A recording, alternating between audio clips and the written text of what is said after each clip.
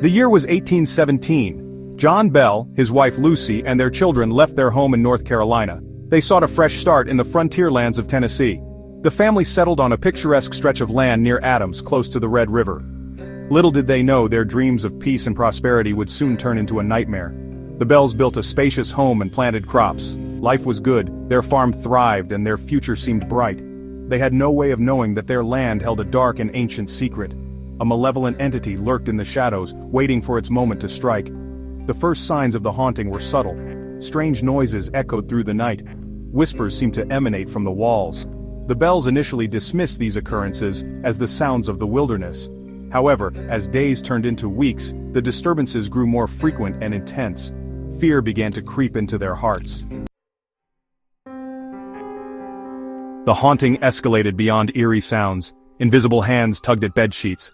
Objects flew across rooms with impossible force. The Bell children woke up terrified, their sleep tormented by unseen entities. The entity seemed to target the youngest daughter, Betsy Bell, most intensely. The entity began to speak. It taunted the family with cruel whispers and disembodied voices. The voice was harsh and guttural. It seemed to crackle with malice. The Bells were living in a waking nightmare. One day the entity revealed a name, Kate Batts. The name sent chills down the spines of the Bell family. Kate Batts was a bitter old neighbor with whom John Bell had a falling out. She had died recently, cursing the Bell family with her last breath. The family was under siege by a vengeful spirit. The haunting became the talk of the region. Neighbors whispered about the Bell's plight. Some offered help, while others avoided the family altogether, fearing the wrath of the witch. The entity, now known as the Witch of Kate Batts, grew bolder. It pinched and scratched the Bell family members, leaving behind painful marks. John Bell, the family patriarch, became the primary target of the witch's wrath. She seemed to harbor a particular hatred for him. The entity disrupted the family's meals, throwing food and smashing dishes. It interfered with their sleep, keeping them awake with its relentless torment. The Bells lived in a constant state of fear. They tried everything to rid themselves of the witch, but nothing worked. Priests were summoned, but their prayers seemed to have no effect. The witch mocked their attempts to exorcise her. Fear turned to terror as John Bell's health began to deteriorate. He suffered from strange ailments that doctors couldn't explain. The witch's grip on him seemed to tighten. The once strong patriarch was wasting away before their eyes. Section 4. Jackson's Terror, a president confronts the unknown. News of the Bell Witch spread far and wide, eventually reaching the ears of General Andrew Jackson. A man of action and a future president, Jackson was skeptical but intrigued. He decided to visit the Bell farm and witness the haunting for himself.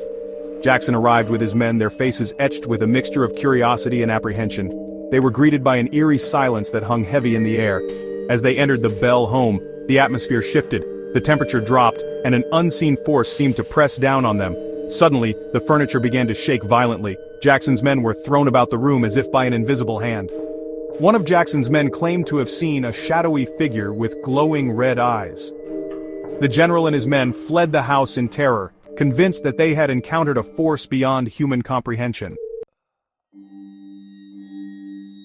Section 5. A mysterious end. The death of John Bell.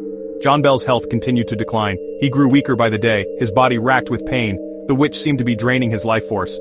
One morning the family discovered John Bell lying dead in his bed. His face was contorted in a silent scream. Near his body they found a small, empty vial. The vial had contained a strange, unidentified liquid. Whispers of poison spread through the community, but no one could prove how John Bell had died. The coroner was baffled. The witch had claimed her final victim. With John Bell's death, the haunting subsided.